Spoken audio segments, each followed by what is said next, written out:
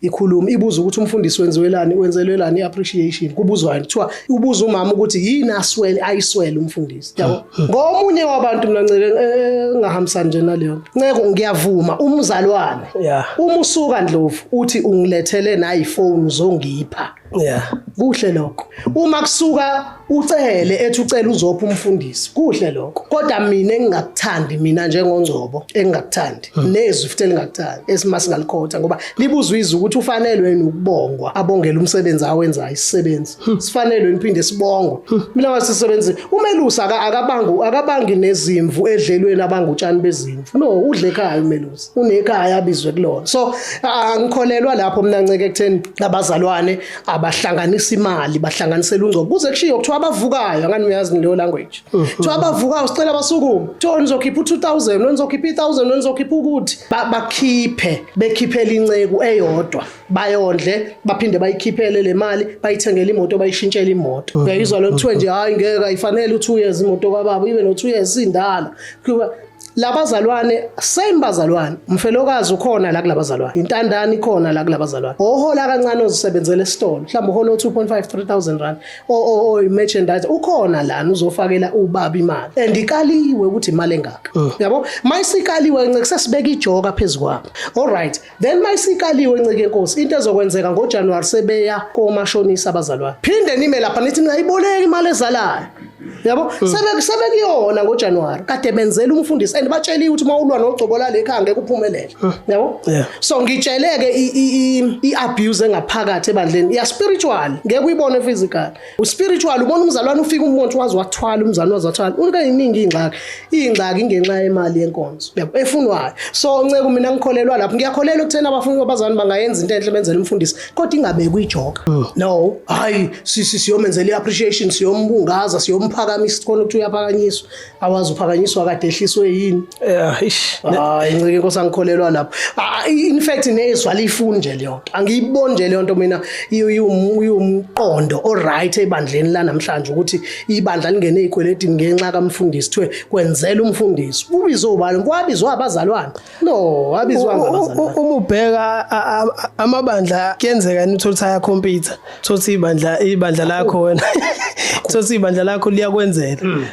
noma umfundisi oseceleni uthi mayebheka abona ukuthi hayibo ayinakho kwamapholoba kuhle umapholoba ushintshela imoto bese manje uthola ukuthi naleli linye ibandla selifeel pressure ukuthi nalo fanele lenze into efanayo angikhulume le abafundisi baphila impilo engaphezulu kwamaphakethe abo abafundisi banamhlanje iningi labo liphila impilo engaphezulu kwamaphakethe abo ucabanga kwenziwa yini babuke abafundisi bako Hollywood abafundisi laba lemsangano yako LA babuke yona lapha ku TV babuke yona awungitshele nje mawungathi i role model yami Noel Jones i role model yakho bahambe bayothatha irapera ama role models role model yani umuntu obuya actor ma movie wakwambona umfundisi obuya actor ma movie unonkosikazi ekhaya mana phela babi i-career yakhe career ofebe mana umfundisi umuntu mayumfundisi fanele abe nayo nenye i-career eceleni noma fanele nje i-career yakhe kube yiyo leyo mfundisi lithi iBhayibheli ngithanda uPaul uthi uPaul ngokuba bashumayela izwi kwakufanele baphile ngevangeli uyabona asinankinga mangabe naye enye into mina engingayithandanga abafundisi abasuke baqamba amanga emapulpit athi umuntu bazalwane ngayekiswa mina inkosi ukwenza yonke into ngibheka umsebenzi wayo ushumayela kangaphi in a week uba nama service amangaphi lo mfundisi othi wayekiswa ake sihlambe mathathu wenzani kuleyo manje insuku 7 days a week wenzani kule insuku uma uthi mathathu angithi lento engishoyo kwabamapholo ukuthi kulezi ezinye insuku ezu4 uya act unomfazi lapha ku TV abuya azoba nomfazi ekhaya mabehleli nonkosikazi wakhe ebuye eqabula lo mfazi emphuza kuba nje bamapholo you understand akusiyo oqabula lo nkosikazi i-character hayi sefebe iBhayibheli malithi mayethi 1 Corinthians chapter 7 bengifisa kungabikho umuntu othinta umuntu osifazana angabikho umthinta uyamthinta lapho umthinta ngani ngecharacter uyamthinta lapha uyamthinta ulele na and ukulala kwaseyitorini ukulala kwangempela njengoba usubona bevuka eMantras basuke bevuka kwangempela yabona mabexabulana baqabulana kwangempela so nceke asikwazi ukulanda liyami imoya so awukwazi ukwenza njalo asikwazi nceke ukuzifanisa nama preachers from LA yabona nceke inkosi into ebolile mawuyithatha la kade ihleli khona ifika inuke kakhulu la ifika khona so manje usithathela makuthathwa ivangeli le phesheya ko America ko Hollywood lo TD Jakes ababuye ba actor ama movie babheme igaza be actor ama movie fundisi hayi nceke inkosi ngabe siyadlala eSouth Africa ngeke ngiyakhuza South ngabe siyadlala uma singakwazi ukuthi uthatha into ebolile ngalo uzoyiletha la le vangeli likhanda aba ongcingili ngale eAmerica le vangeli elishunyelwa namhlanje yabo ivangeli lokuthi icareer asiyeke ingane khona yakuyangitshela nami yathi ufuna ukuyokwenza ama tattoo emzimbeni ngithini ithi ufuna ukuyo actor indawo kufanele iact igcwele ama ithi iBhayibheli ngokuyiloba amabala so kufanele sibheke njengoba kade ngisho ukuthi kufanele sibe grounded ezweni kakhulu kule insuku zokugcina because uMatthew chapter 24 uverse number 4 bayambuza uJesu uverse 1 but what will be your the sign of your coming babuza yena ukuthi iyiphi sign esobona ngayo bayeka bonke but isign ekuyiyona yona esobona ngayo ukuthi suyabuya uthi uJesu no bhekani uthi yaza nikubona konke lokho kahle kwala kule building ukuthi ayikho itshe elizoshiwa phezulu kwenyenge elidilizwe phansi wayekhomba lapho ithempeli lika Solomon elalikade lakho inkosi uyalibuka ukuthi kuzodilizelwa phansi lokho uceda uthi qaphelani ningadukiswa umuntu ngeke nceke usidukiswe into nje ebhalwe phansi no sodikiswa umuntu ozofika akhulume naye futhi so asikwazi nceke ukuthi sithi icareer nceke but uyabona uma ulalela kahle nangu umfowethu lo ongasekho emhlabeni uthi wayeza ukuthi unomfazi ngisho ngathi umfazi endlini baxabene kodwa mase fike lapha ku generations sefike kuntombi wayeza ukuthi sefike ekhaya icorrect leyo so mbiza ngalo so izinto zoma spiritual wife nama spiritual husband ziqala kanjalo uphupha usulala nomuntu ebusuku yindaba na ibandla liyazingcolisa ngento zezwe so ncengo singesikwazi nceke lesikhulumayo na years back 20 years 15 years back sasikhulumayo nosokhuluma naso zesidlule emhlabeni ukuthi amanyala adingeke endlini kaNkuluNkulu akhona ama career nceke kunabantu abashiya imisebenzi ngoba naku etha amabosi lala namqala khona abantu abashiya imisebenzi kanjalo bayashiya manje bona ukwazi usimele ebandleni uthi kwakufanele ngenze njani ibosi yathanga awukwazi ukusho njalo no ukuthandile wena wakwenza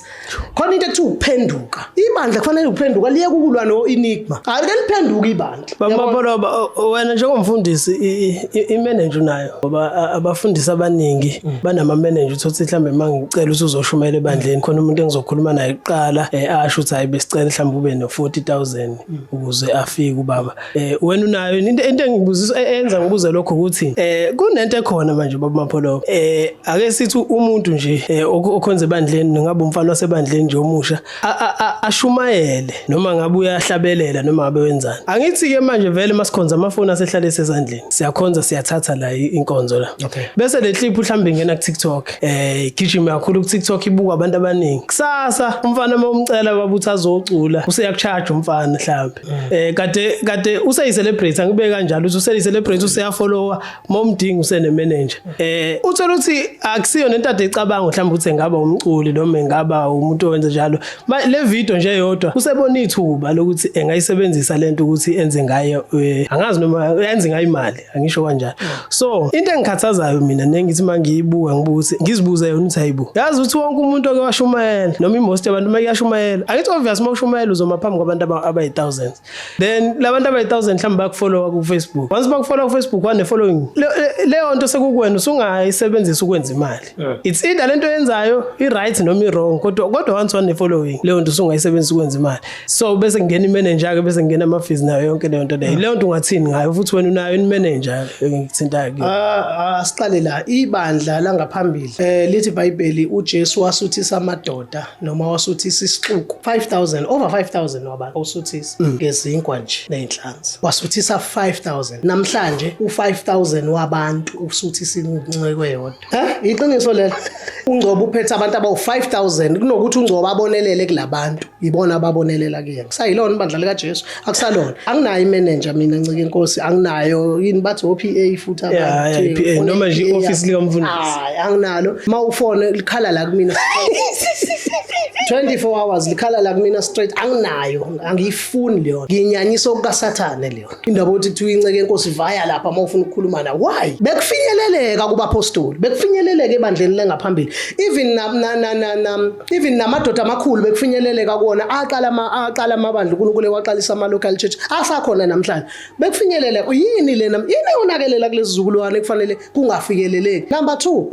uthi Paul ukuze ngilishumayele ivangeli without charge ngingacharge imali angikholelwe ekutheni iservice fanele ibu 20,000 even ngisho wathi u10 angikholelwe ukuthi save mawungibiza ngizoshumayela 30 minutes imali engaka 40 minutes angenza ibusiness lekholweni abafowethu laba shooter benza ibusiness abaqhubeke bona ku right